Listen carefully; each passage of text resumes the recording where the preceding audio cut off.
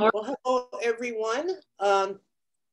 Welcome to the April 27th Bay ICT Tech Talk.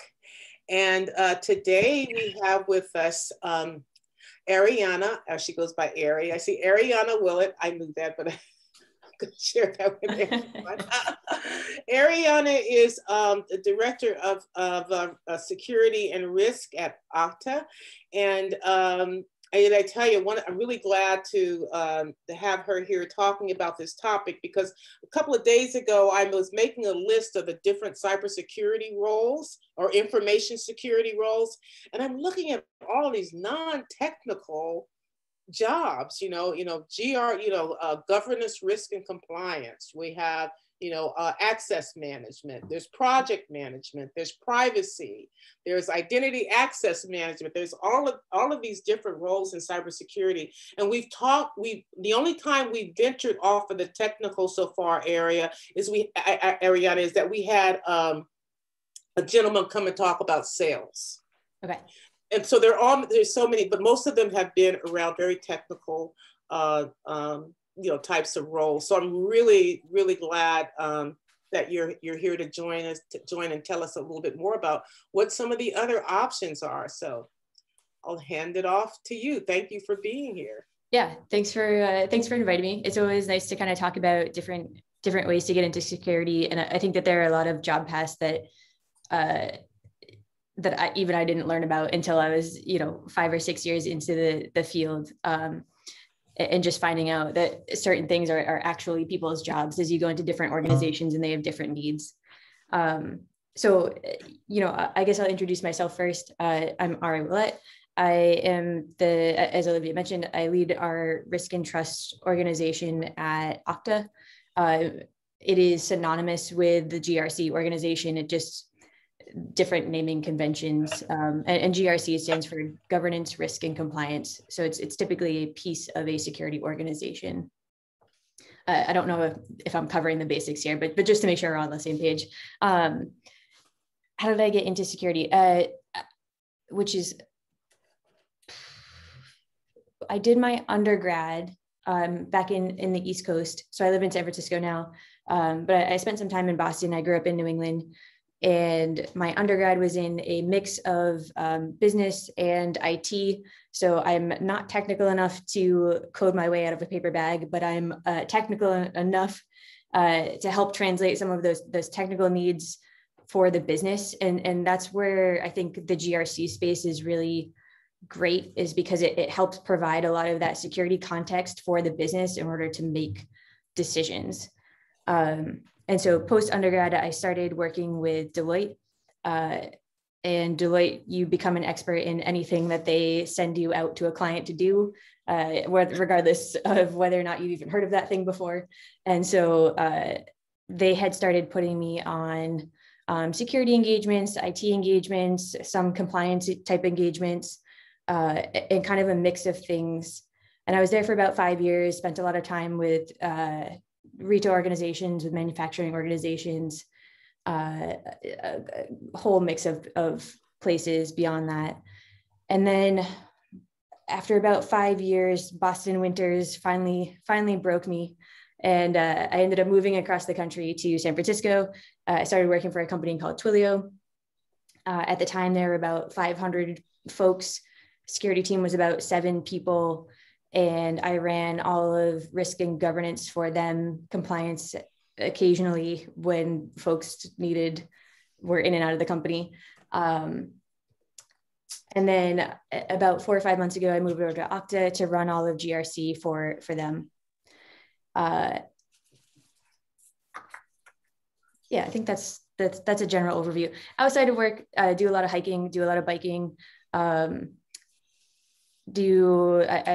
run a little bit, probably should do a little bit more. And then have just been taking up new hobbies as they come during the pandemic. I'm actually going to share my screen. I'm a big visual person. So, when Olivia asked me to come in and talk about non-engineering roles or non-technical roles within security. There's just, it's a big space, and I like to look at pictures, especially while I talk. So let me share my screen right now. While that's coming up, can you try to give the people on the call a feeling for like all of the different kinds of roles in GRC? Because like third-party risk is completely different than internal audit, is totally different than vendor risk, right? Yeah, 100%. And that's exactly why I like the visual, is because there are so many roles. And it's, by the way, I'd like to also introduce another one of my sometimes co-facilitators, Steve Booth, who is also with Next Gen Cyber Talent. Awesome. Nice to meet you. Hold on. I don't know if that was successful or not. It didn't come up the way that I wanted it to. Okay, there we go. Can y'all see my presentation? Yeah, looks good. Thanks for using the logo. You bet. Yeah, try to follow the instructions. Okay, so let's see. We did this part. So GRC, I actually really like this cartoon because it's like when I think people think about security, they kind of think about that like black hooded hacker in the dark basement kind of thing. But security is actually like a lot bigger than that. So this is I think a PDF poster or whatnot out of SANS from one of their management classes. And it kind of goes over the whole breadth of things that a head of security needs to think about. And in the GRC space, there's a lot of those kind of sit in GRC. And so there's a lot of components to a risk and compliance program. And I'll use risk and compliance or GRC interchangeably. But there's a lot of things to think about that are outside the typical like incident response, the pen testing, the AppSec. And all those things are important, right? But they need to kind of play together in order to create a good security program within a company. Okay, so here's so this is one way to look at it. This is kind of the way that most teams are built within companies that I've seen or talked to. Most people kind of split GRC up into 3 or 4 categories, depending on what sits in there. And then there are a number of areas that, Steve, I think you mentioned just a second ago around, privacy, internal audit, that are security adjacent as well, and sometimes do sit in security. So I'll kind of walk through each of these different areas, and feel free to interrupt me as I go. Like I mentioned, I'm from the Northeast, so I tend to talk pretty fast, but just flag me down if you want to chat about a specific area. And I'll start in kind of risk management, because I think this is really the linchpin of a GRC team. So the way that I like to organize things is kind of keeping all the risk management functions together. So you have your typical risk management, which is, you're performing risk assessments of the organization. You're sometimes looking at it at the company level. Sometimes you're looking at it at a product level. Sometimes you're taking a specific risk and seeing how that risk impacts your organization. But overall, you're kind of aggregating all of this information to provide context on what a security issue looks like for your company, your organization, your place of employment.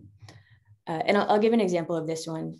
After the SolarWinds situation, we at Okta did a risk assessment about SolarWinds. Like, can these issues impact Okta? Can they, would we be vulnerable in the same way any of the companies involved were? And looked at that from a risk perspective. And then we're able to say, okay, here are the places where we may or may not be vulnerable. Here's what we may or may not want to do about it. And then we can start making decisions about what do people do? What do we need funding for? Do we even want to pursue any of these items? And then vendor and M&A are kind of similar, but more specific and more targeted. Vendor risk management, when I was at Deloitte, we used to call it consulting firms always have like really special names for things. We used to call it the extended enterprise. management or risk management function. But really, like, nobody with SaaS solutions, no one has everything in-house anymore. And so vendor security is becoming incredibly important as you're thinking about what your total risk looks like for the organization. And then M&A risk is specific to acquisition. So if the company you work for is acquisitive, is the actual term for it, I learned the other day, then there's a piece of the due diligence before you buy a company where you want to be looking at their security and you want to see what's in place at that company before you buy them. And the goal there is kind of two things. One, you don't want to buy a lemon. So the whole Yahoo situation, just trying to avoid that whole, that's just a bad place to be. Actually, the other reason that you explain the Yahoo situation, because they probably don't know what you're talking about. Yeah, that is, hold on, I'm never good with details, so take this with a whole grain of salt. When Yahoo was acquired, they found out afterwards that, make sure, I kind of want to Google this on the side.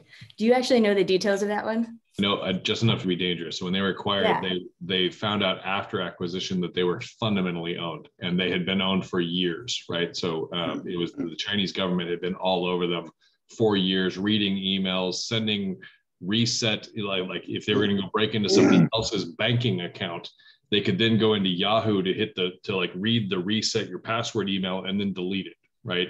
I mean, they were fundamentally owned. By the way, that was Alex Stamos, who then went on to Facebook, who then got fired from Facebook and is now running his own consulting company. Yes. But but that actually, I believe, is still the most expensive security fine, and it was related to an acquisition.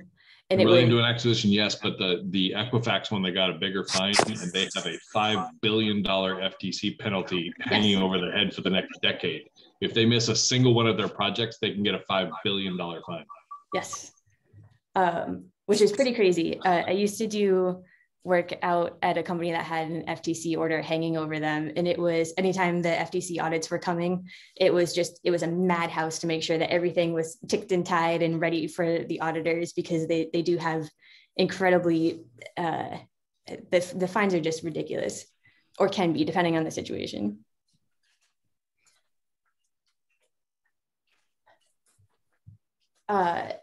So M&A risk, how do we prevent that? How do we prevent purchasing a Yahoo, finding out that everything is a mess from a security perspective, having to pay all those fines, having to fix all the security holes, or the opposite, having to invest more than you want to in an acquisition and throwing off kind of the whole return on investment on the deal. And that's also there's a lot of kind of financial reasons, but they're all based in kind of a security review and then making decisions off of that. Before I move on, any questions in kind of the risk management area? Can't believe it. Awesome. Must be the best overview of risk I've ever done. Okay, cool. So governance. Governance is, I think of governance as kind of the glue that holds all of the different security teams together. So the glue that, when you look at incident response, incident management, when you look at monitoring, when you look at pen testing, when you look at all these different areas, all of them have to have some kind of glue that binds everything together. And that's where we think about, like, what are our policies within an organization, and what are we holding ourselves accountable to? How are we measuring ourselves when we think about how mature our security organization is? And when we think about measuring ourselves using metrics, how are we talking about security and creating a culture of security within the organization that explains to people, here's what you should be doing with your passwords, here's what you should be doing with your laptops, here's what you should be doing in case there is an incident and you need to raise it to the security organization.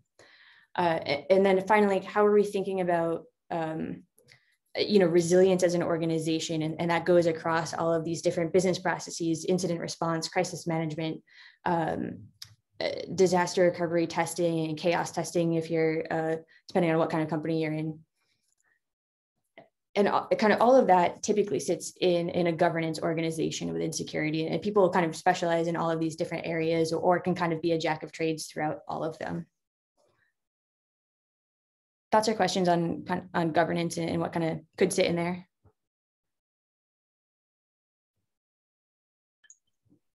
Different parts of that have different levels of sort of pickup at different companies, right? So by the way, I'm at Salesforce, so we're like literally right across the transit system there.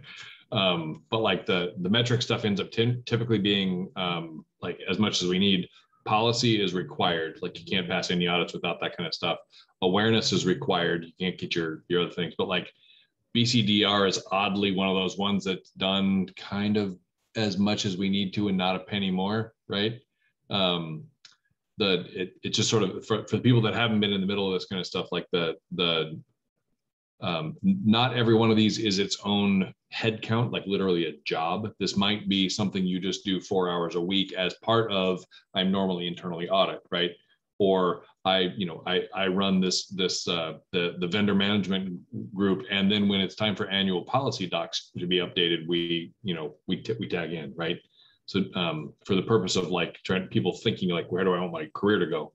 Not every one of these is a standalone job, but the overall thing that they're into being, there are specialties inside here, right? So it's sort of interesting when you start getting down to like, if they were searching for a job posting, what would I apply to, right?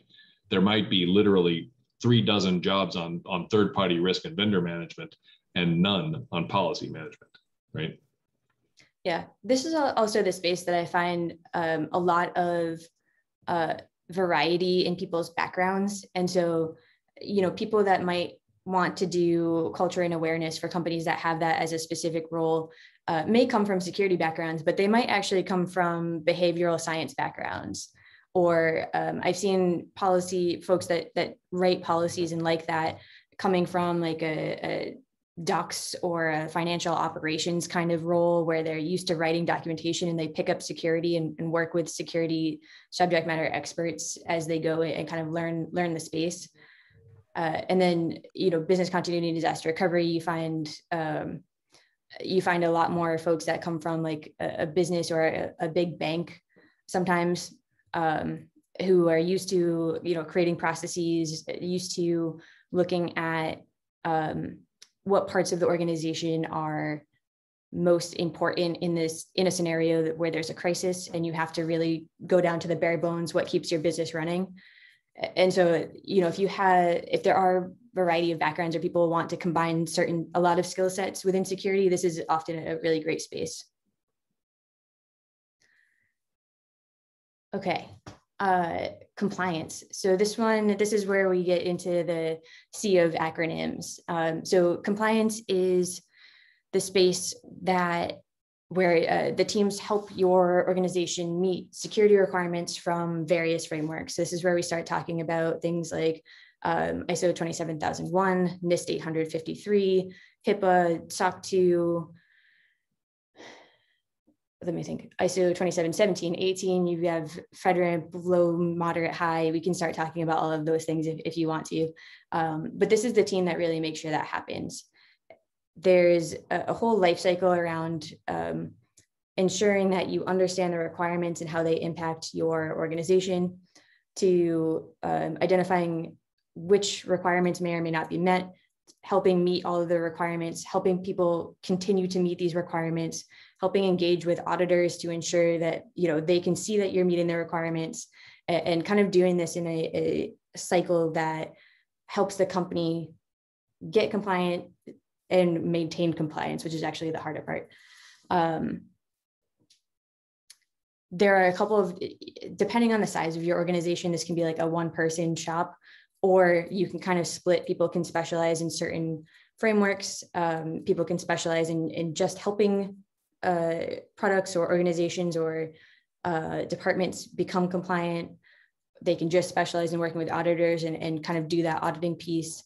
There's a bunch of different ways to kind of split this work up, but it is a really key piece to one, following the law, depending on the organization that you're in, and two, if you're in more of a B2B space, this is often a go-to-market driver, right? You can have things like being compliant with HIPAA or being high trust certified really helps you, or it is necessary to be in the healthcare space, right? You can't have personal health information without being compliant with HIPAA. And so it's both a requirement if you have healthcare data, or a go-to-market driver if you're looking to do business with companies that work in the healthcare sector. So this is actually a super important piece of the GRC organization. It's a piece that gets a ton of attention because it does have those go-to-market impacts. And it is an incredibly cross-functional organization as well, because you need the whole company to be part of the security journey and show that to the auditors in order to maintain these certifications or maintain compliance with these frameworks. Questions or thoughts on compliance? I know I threw a ton of acronyms and walked through that pretty quickly.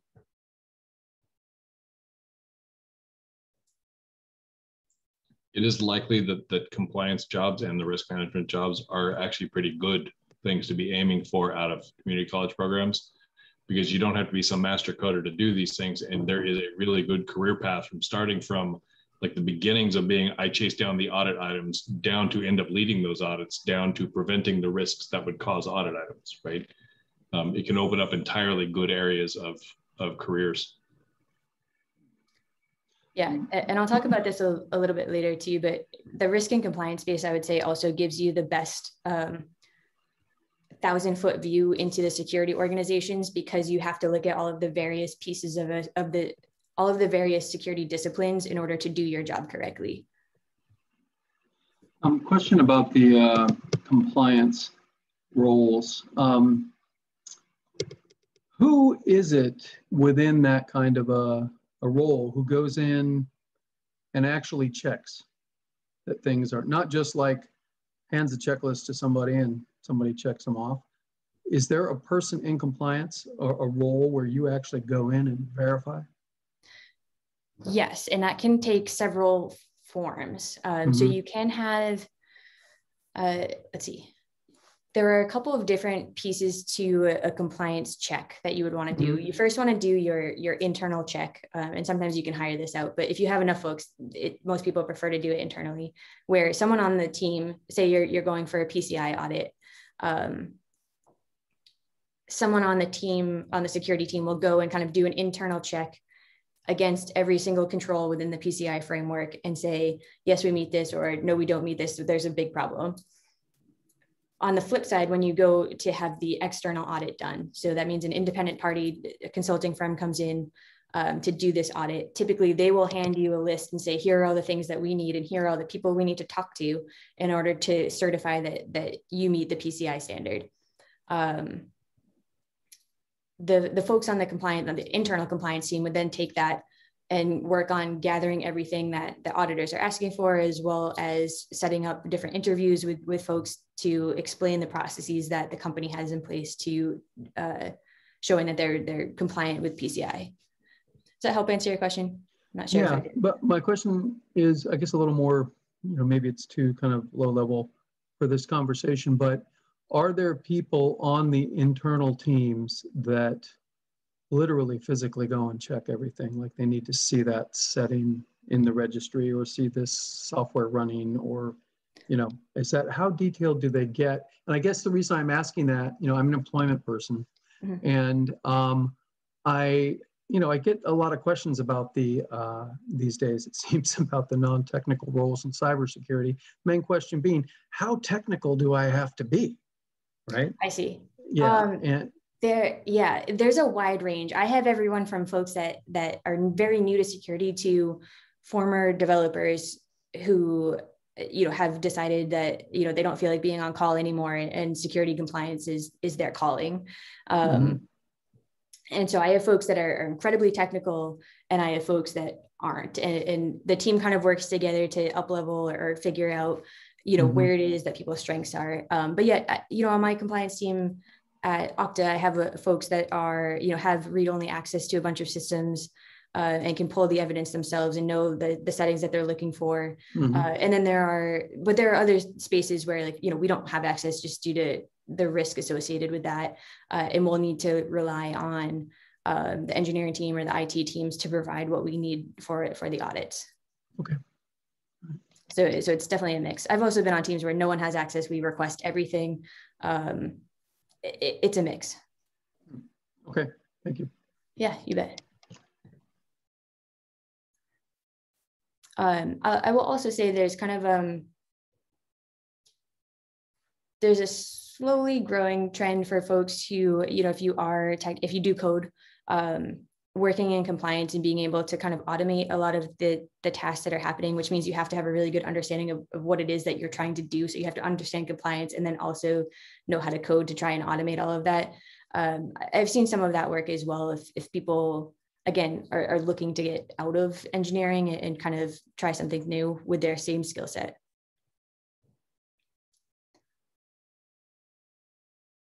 Any other compliance questions? Cool. Last one, customer assurance. So I will caveat this one with most of my experience has been working in technology companies that sell business to business, and so don't go directly to consumer. So we have a lot of enterprise customers who are part of our sales cycle, and that's a lot of times where a customer assurance function lives. It's kind of in that B2B space, or where you're selling to other enterprise customers who have very strong security requirements of their vendors.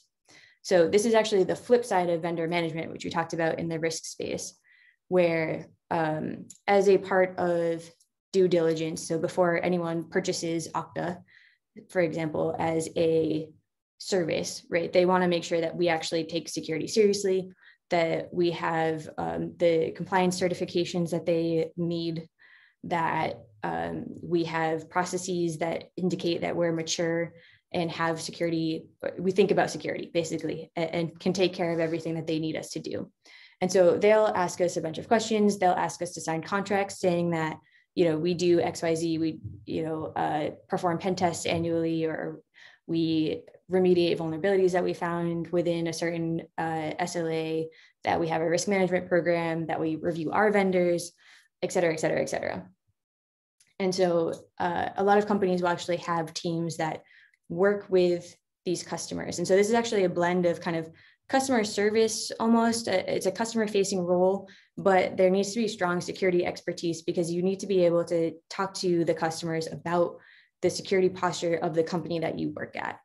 And this could be anything from getting on the phone to filling out a questionnaire and kind of writing about what you do, to performing contract reviews, and then having legal look at them. Or I suppose if you're a lawyer who really loves security, this is a great space for you. And saying, yes, we do this, we can agree to this contractually, no, we don't do this, we have to kind of change the language and whatnot. And so this is actually an interesting space for, I don't know, this is another space where there's a variety of backgrounds. My team at Okta that does this, there's someone who used to be an Okta administrator who is here. There's an ex-database developer, ex-database admin, excuse me. There's someone who used to work in fashion supply chain. It's just kind of, it's a mix of people, and everyone brings their different strengths to the table, because you have to be really operationally excellent, because you get a lot of requests from the sales team who often outnumber you like 100 to 1. And then, that need for security expertise to kind of make all of these requests happen and make sure that they're actually accurate. Those requests are exploding at Okta too, right? Because yes, everybody I talk to, that this area is just melting down, and nobody has great answers as to how to handle it at scale. It's kind of like filling out RFP responses, but not really, Yes. Yeah. So this one is everything. I mean, we do everything from, help the sales team fill out RFPs, is part of them, to making sure our website is up to date, to writing white papers, to legal contracts. There's just, if you're looking for variety, this is the space.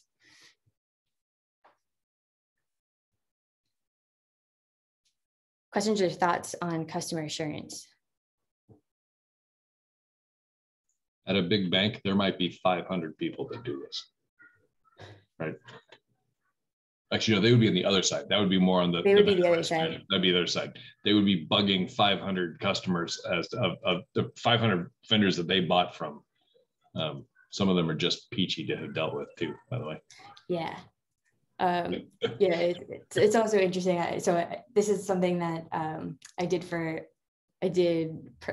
helped out on, was the only team member in, and some of the conversations that I would have about differences between understanding why we weren't sending, just like the differences between how people used to do security and how people do things now it's just, you get into a lot of those conversations around, okay, well, we don't send our backup tapes to Iron Mountain because we use the cloud and we do our backups in the cloud. We send them to somewhere, a data center elsewhere, but we don't physically use the tapes. And even just something like simple like that can sometimes go through this whole conversation around what's the actual security control, what's the actual risk that we're talking about.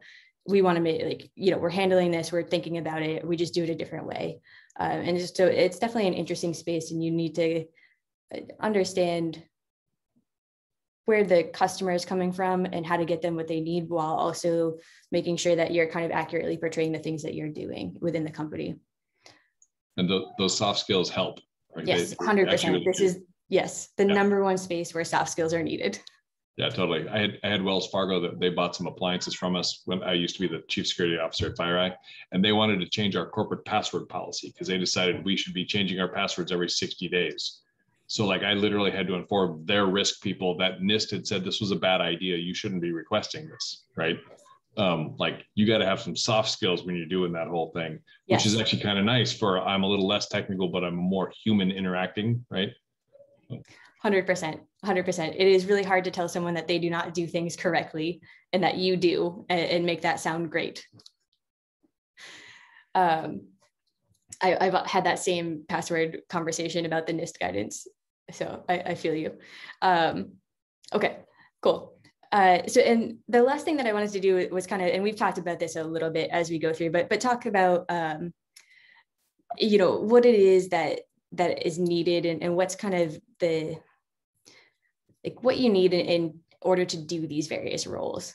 So for risk, and this is kind of what I was talking about before, risk is super interesting because you get to talk about all of the different security domains, right? Aggregate that information and help people make decisions with it.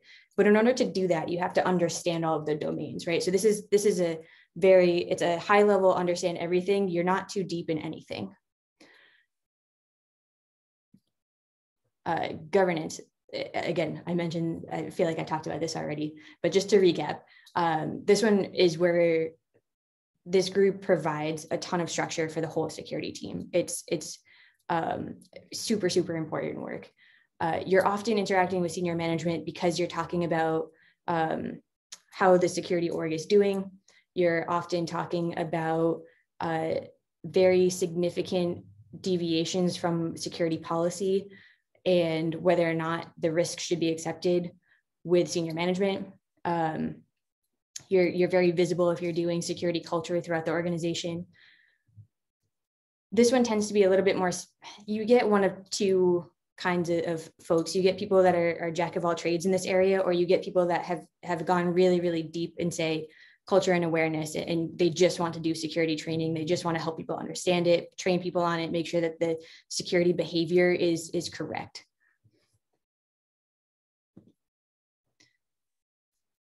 Compliance.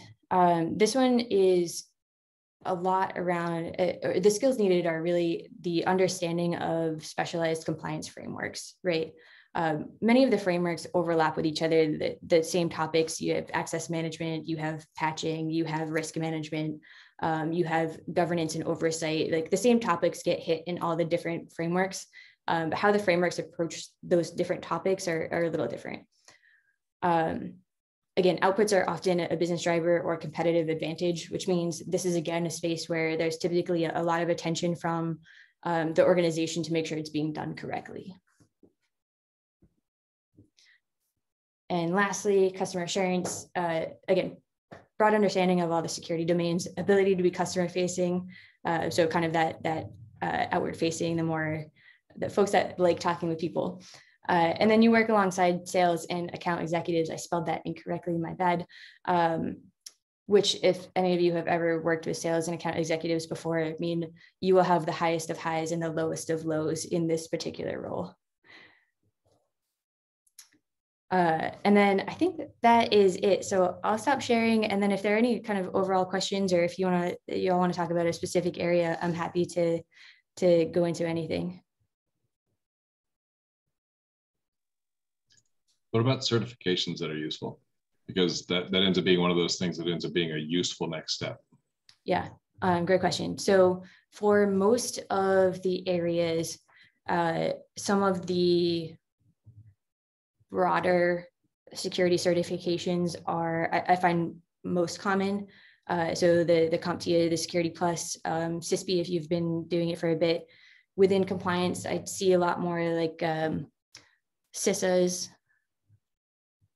Those are a lot of the common ones. That there are a few that you can choose from, but I would say the more common and broad, the more broad the certification is, the better for risk and compliance jobs.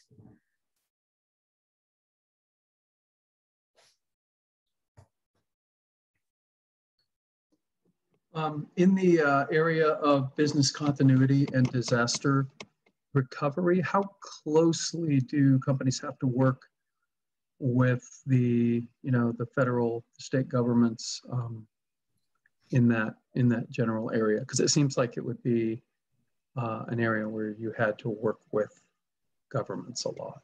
Is that? Yes and no. Yes and no. I know that's not a great answer. Typically what will happen is, so for business continuity and disaster recovery, a lot of times you're looking at what business functions do we need in the event of a crisis? What systems do we need to recover in the event of a crisis? Oftentimes where you're going to see a lot more government relations are in your incident response groups, where certain security issues are going to need to be escalated to government bodies. However, then you can also get into the space where you're considered critical infrastructure, at which point you might do a little bit more interaction with the government entities. It really depends on the type of organization you're doing business continuity and disaster recovery for. So I would say that wholly depends. That also could come across in like the actual requirements for the audit certification you're getting. So like if you're getting a FedRAMP certification, it does have BCDR requirements. 100%. And so like, so there's those kinds of things. So if you're doing CMMC because you're going to do some stuff with the Department of Defense, they do actually say you have to have continuity of business planning, right? Yes. So it's not so much a matter of the government mandates that you have to be able to recover from Hurricane Katrina. They just say, if I'm going to buy from you, you need to make sure that one hurricane is not going to take you out. Yeah, yeah.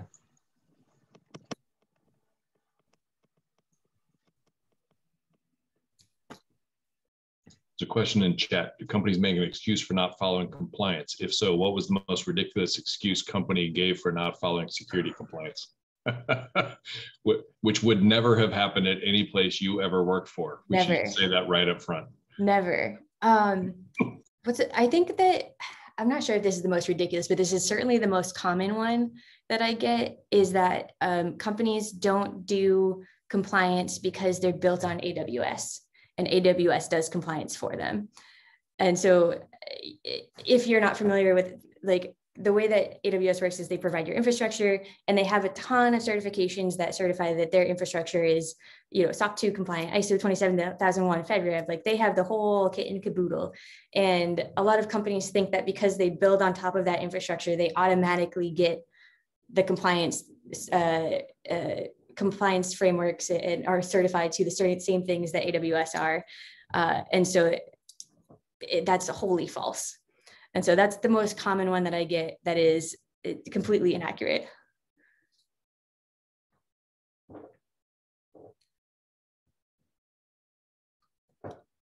I just posted in a link to the shared responsibility model as to how they do that one. Basically, they run the metal in their code, your users, your everything, your configuration. That's all up to you, right? So just think of it as it's a cloud-based server right? Yeah.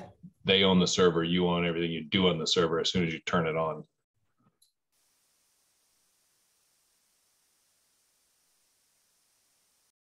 Yeah, good question.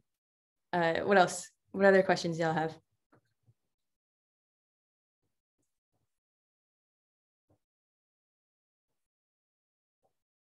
I got one. If you had a person that had gone back to community college and decided they were going to go take some new classes in order to possibly change a career direction, how would you stand out in an interview? Or even better, how would you stand out to the recruiter to make it to an interview? Yeah, this is a good question. I would say, I think the most, I'll tell a story of someone who I hired to work on one of my teams that had worked in finance before, and they decided to, you know, self-teach themselves security from the start, had gone and done a ton of security certifications. Cover letter was essentially like, listen, let's be open, I'm transitioning from finance. I have self-taught myself everything about security. I have this certification, I'm going for this one, the test is on this date, et cetera, and had really shown that they were serious about doing this. And I think that there's a lot of organizations, because and especially because there's such a security shortage in terms of talent, there's a lot of organizations that will say, listen, get it, cool, you're transitioning, or, you know, this is a new thing for you, but you've shown that you're interested, that you're willing to kind of try new things, that you're willing to go out there and really put the effort forward. So I would say just kind of highlighting those things, and also creating relationships.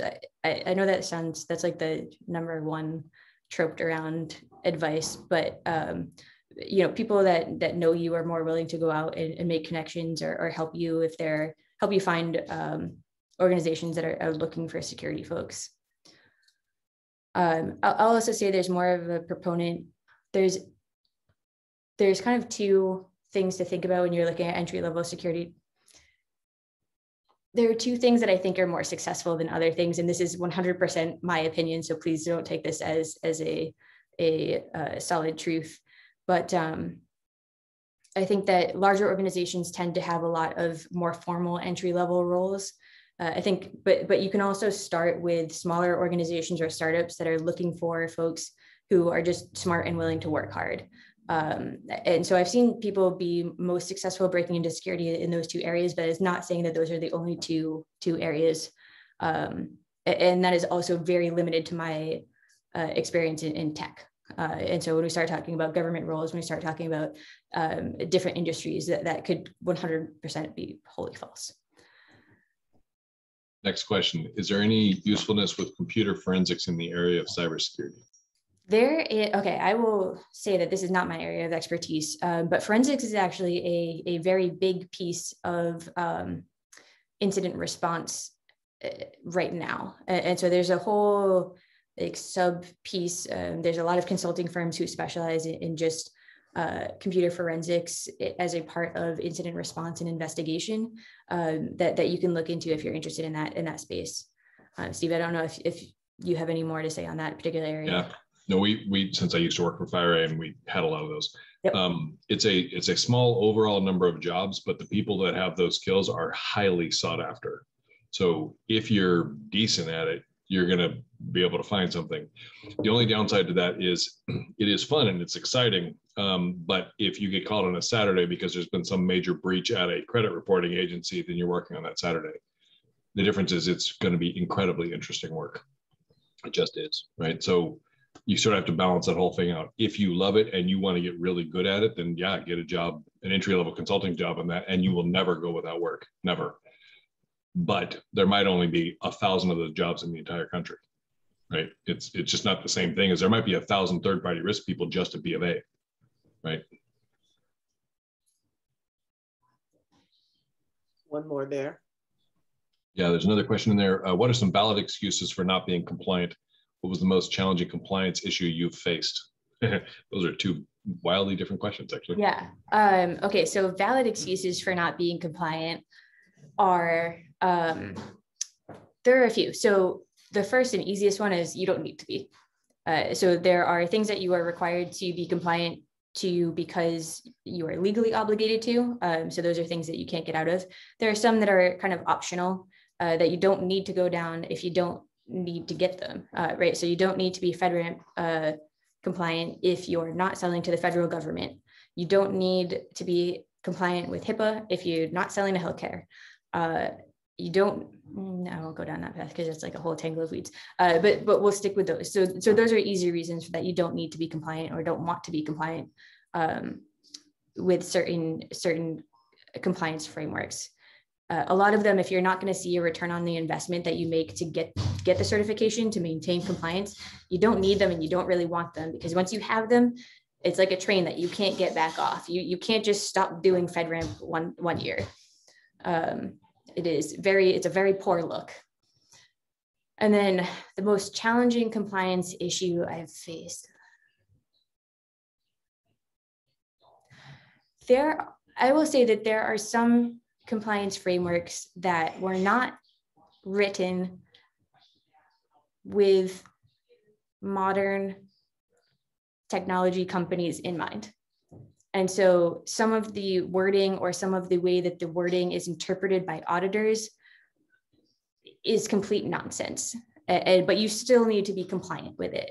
And there's some frameworks that are a little bit like, there's PCI tends to be a very specific framework where they say you must do file integrity management. You must do this and you must do this and you must do this very specifically. And then there's some like ISO 27001 is more like, you must have a process that covers this. And it's very different, the flexibility that you have. And so I think in all challenging compliance issues, it has been frameworks that were not built for modern technology because it is moving faster than the frameworks themselves are. Yeah, NERC is like that one. The Nuclear Energy Regulatory Commission, they have things like their requirements say you have to be able to handle multiple physical attacks of people coming at your entrances from two different directions at the same time. And then their cyber things say, and you have to do that again also. And you're like, well, wait a minute, what does that mean? I only have to have 2 sessions through my firewall? I mean, like it makes like no sense at all. You could tell that they were just saying like, oh yeah, do it in that nerdware area. It must be the same. Right, yeah. Yeah, great question. Your thing about the valid excuses for not being compliant.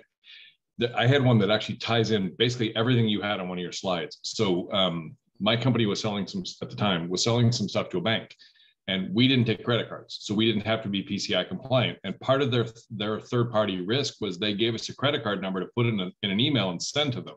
And if it made it out of our system and into their system, that meant we failed. Oh. And I'm like, what are you talking about? I don't do credit cards. I don't have, and they're like, well, we're PCI compliant. You shouldn't send it to us. I'm like, doesn't that mean you should have blocked it, not me? Yeah. Right. And they didn't care. They literally said, well, my company's not allowed to buy from you because you didn't do this. I'm like, okay, how about I talk to your boss's boss? Because this is really stupid. Right. You know? Yeah. And that's another good point, because some of it is a risk-based analysis around like, do we need to do this? Do we want to do this? Is it even relevant? Like, to your point, like, is this even relevant for our business based on what we're doing? PCI is one that a lot of people get around by outsourcing. And so you're in theory PCI compliant, but you don't actually need to go through the full certification yourself, right? You just have to show that you're outsourcing in a compliant manner. Yeah, SACD. Since people on these calls usually like little bloody war stories, I had one also with a global trading house your grandmother would have heard of, right? So we were doing some outsourced security for them, and we called them up and said that we found a database that you share data with one of the credit reporting agencies with, and it's also sending data to Russia. And we had called them in like the middle of December, and they said, we're in our Christmas change freeze, we're doing nothing, call us in January. And I was like, wow. So the risk people said, don't do any changes. They didn't tell you to go do bad security. So I had to literally call the chief security officer of this global trading house saying, I think one of your people gave me an answer you didn't want him to give me. Yeah. 15 minutes later, we got a call back that, hey, we need to do an instant response to this thing. I have a question. I have had the pleasure of dealing with a lot of data scientists from a reinsurance company lately. And one of the things that they're trying to do is bring in all kinds of diverse and diversely trained talent to try to figure out how much things are going to cost, how much these disasters are going to cost. It's catastrophe insurance. And I bet I've had a good time talking to these folks, and we even placed several interns with them who are doing data science research. And what's valued about them is that they are non-traditional students who may bring some different perspectives, because supposedly they're no longer able to predict the costs and therefore the price of insurance, because these catastrophes are just so out of hand and different from what's gone before.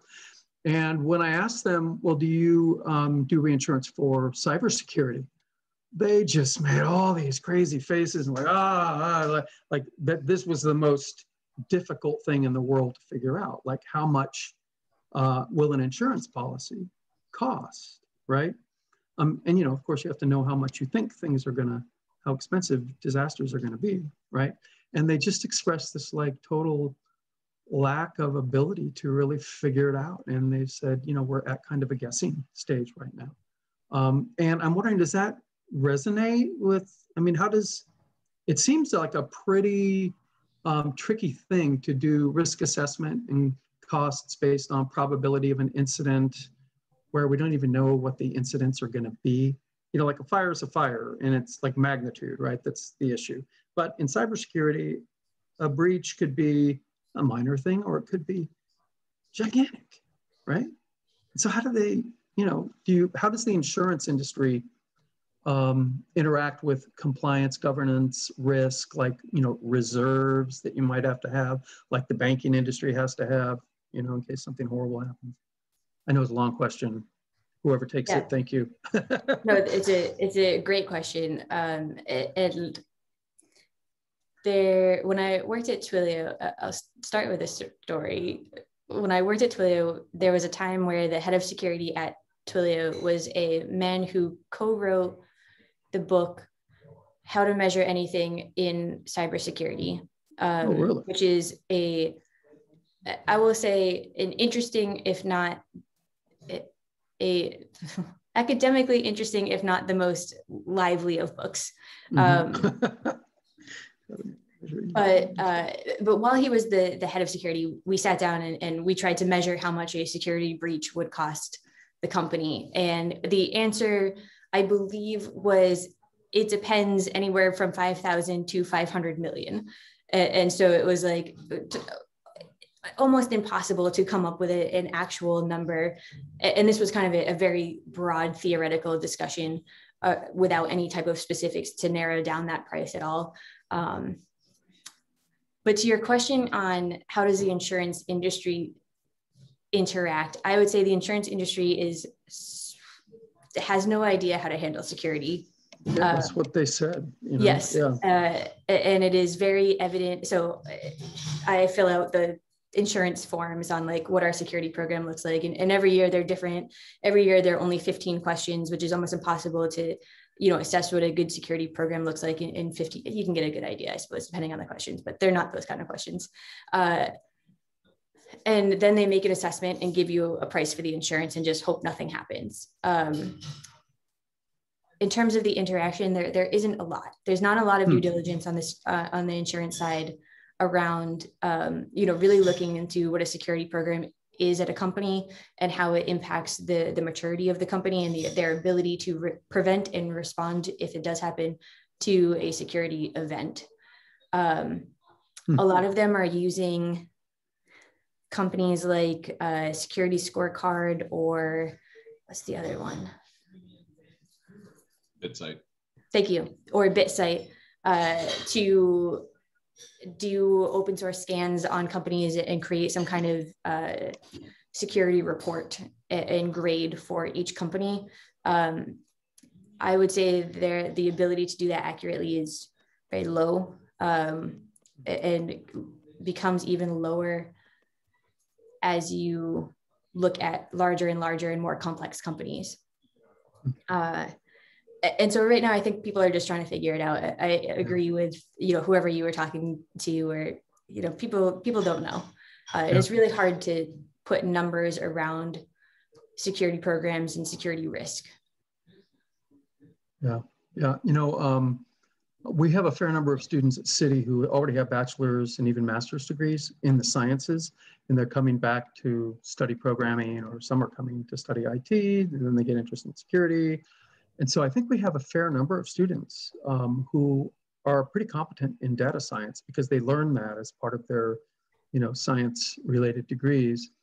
And can you say anything about data science and working with massive data sets, in terms of like where somebody could get into governance, compliance, and a non-security technical role, but they know a lot about data science? Where would that person land in your constellation of roles? Depending on what they wanted to do, there's a certain amount of, first of all, my teams very rarely handle incredibly large data sets. And so if you're looking to do both, I would say the GRC space is probably not the best space for you. However, there is, sorry, I was catching up on the chat and I saw security scorecard and BitSite both gain A to SolarWinds. Nailed it. Let's see, big data. If you were looking at going into maybe more like data analytics as it relates to security and you wanted to go into GRC, I would say spaces that you might be interested in would be potentially risk. So one of the things that the risk team does is kind of gather data from other areas of security and kind of crunch numbers and figure out like where do we see trends occasionally. It depends on the risk team though, and it depends on their what they're looking to accomplish. The other space where you might be able to do that is a mature organization who's really, really interested in metrics and reporting. And again, doing a similar thing where you're crunching data from across security to provide insights. But I would say that neither are incredibly common, and it would depend on the person and what they're looking to get into. I can give two slices off of that. One of them for the actual data scientists themselves. I used to be the CISO over at John Hancock. So they had big data people that were doing the actuarial models you're talking about, right? That was about how to do the risk modeling off of massive data sets, right? That was not a GRC role, that was an actuarial role, but it's the same kind of thinking you're talking about. The other one that I would say is that the GRC connection to what you're talking about gets pretty heavily into the privacy side of things. So it's not so much a matter of, am I using the data set? The GRC role is more, are my data scientists doing good privacy engineering and making sure you're not going to cause me raging amounts of liability because you came up with a cool algorithm in illegal ways, right? There's all think in any ecosystem, you might have a few PhDs with 50 people around them to support what those three brains are writing the code for, right? A lot of those roles would either be GRC or GRC related, right? So there's the human beings that build the cloud systems with the GPU clusters to run their stuff. That's not GRC. That would be the infrastructure side. But how do I sell that? We just talked about that one on the security assessment side. How do I buy the products that get used there? So I'm going to buy Hadoop. That's the vendor management side. How do I do the privacy engineering? Probably would be under your chief privacy officer, not so much in compliance, but GDPR compliance would be in here. California privacy would be here. Mass privacy is in here. Those are all compliance regimes that would all have certifications you would talk to your auditor about. So you see how that goes like this. So you don't have to be the one person that knows how to build big data science models. There's a lot of the ecosystem around that. Kind of like, think of those PhDs kind of as your SEAL Team 6, and there's 300 other soldiers that are supporting the one person with a gun, right? I mean, like all of that analytics, all of the understanding, the compliance, how do you sell it properly, all the rest of that kind of stuff, that's all still relevant, even if they're not necessarily the data scientists themselves. Thank you, both of you. And it's, I think we have one more question in the chat that didn't get answered from Jim Kim. Oh yeah, was there an instance where security compliance changed quickly due to new technology or security vulnerability?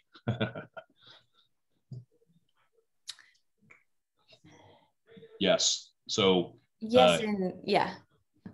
Quickly in legislative terms, meaning it took a couple of years. Yeah, right? I was trying to contextualize quickly. Yeah, but everything from HIPAA to PCI, they all came because of all the breaches, right? More quickly would be like the New York State insurance regulators. They move quicker than some of the others do. They do.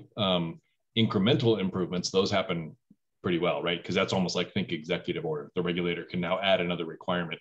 PCI does updates every few years off of the thing based off of what the breaches go on.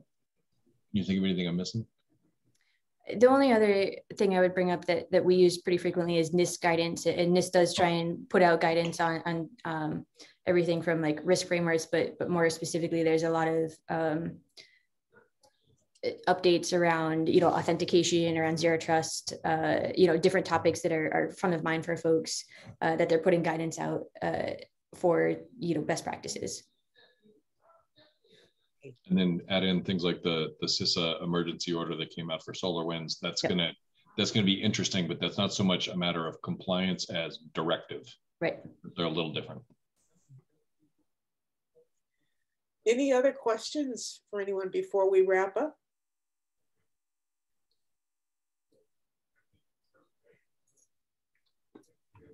Thank you, Ari. Well, Ari, thank you so much. Yeah, absolutely. Thank you all for having me and inviting me to come chat with y'all. Yeah, really appreciate it. Really. Great. So hopefully we'll have you come back again and soon, because it sounds like this is something that at least we could start to get the word out that there's multiple pathways. And you threw out a couple of certifications here that I'm going to follow up with our folk too, to see how we're preparing people for those. So yeah, fantastic. Yeah. All right.